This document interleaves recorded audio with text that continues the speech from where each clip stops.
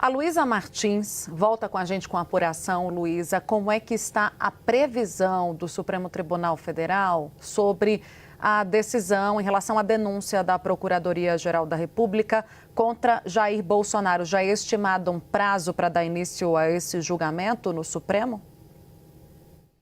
Tem um prazo, sim, Tainá, que o Supremo Tribunal Federal está trabalhando com base nos próprios prazos regimentais, né, processuais aí que acontecem, né, depois que uma denúncia é apresentada pela PGR. Então, no momento, as defesas de todos os acusados já foram intimadas, então, a apresentar suas contestações à denúncia que foi oferecida pela PGR, pelo Procurador-Geral da República, Paulo Gonet, na semana passada, né? E esse prazo se encerra ali mais ou menos entre os dias 6 e 7 de março. Depois disso, se abrem 5 dias para que a própria PGR também possa analisar essas respostas das defesas e aí o processo volta, então, para o ministro Alexandre de Moraes. Parece tudo muito complicado, mas, segundo esses prazos, há uma previsão dentro do Supremo de que a primeira turma possa, então, já no fim de março, dar o início, né, ao julgamento dessa denúncia, que é a ocasião em que os ministros vão decidir se tornam ou não réus, né, os acusados, entre eles, então, o próprio ex-presidente Jair Bolsonaro, que, embora negue, é apontado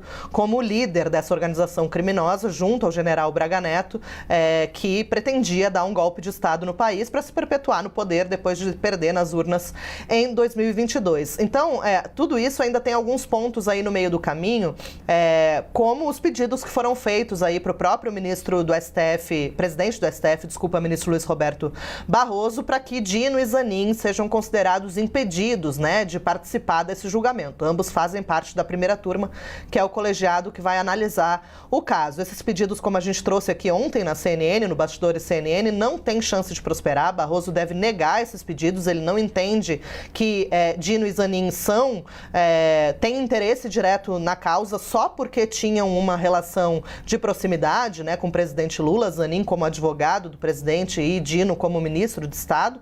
Até porque, se fosse levar isso em consideração, no plenário, que é o que a defesa de Bolsonaro pede, também haveria os votos de Nunes Marques e André Mendonça, que também são próximos de Jair Bolsonaro. E se fosse usar a mesma lógica para todo mundo, esses dois também deveriam ser declarados impedidos de atuar. Esse não é um cenário. Para Barroso, todo mundo pode participar, não há nenhum impedimento que conste ali no Código de Processo Penal para que eles possam participar do julgamento, mas o fato é que Moraes deve sim levar à primeira turma um colegiado menor, em que André Mendonça e Nunes Marques não participam apenas Fux, Carmen Lúcia, o próprio Moraes e Dino e Zanin. Então há uma previsão para que no fim de março essa primeira leva, né, da denúncia possa começar a ser analisada, né? Claro que é um caminho aí, a abertura de uma ação penal permite, então, um aprofundamento das investigações, com coleta de novas provas, né? Oitiva das testemunhas indicadas tanto pelo Ministério Público quanto pela defesa dos acusados. E aí, com isso, a ideia é que o próprio julgamento de mérito, né? Ou seja, o julgamento em que vai se definir a condenação ou a absolvição desse grupo, possa acontecer, então, até o fim deste ano, para evitar, como a gente sempre tem dito aqui, que embole com o cenário eleitoral do pleito de 2026. Então, essa é a primeira etapa, né? A denúncia é uma primeira etapa, ainda tem muito caminho pela frente. Obrigada, Luísa.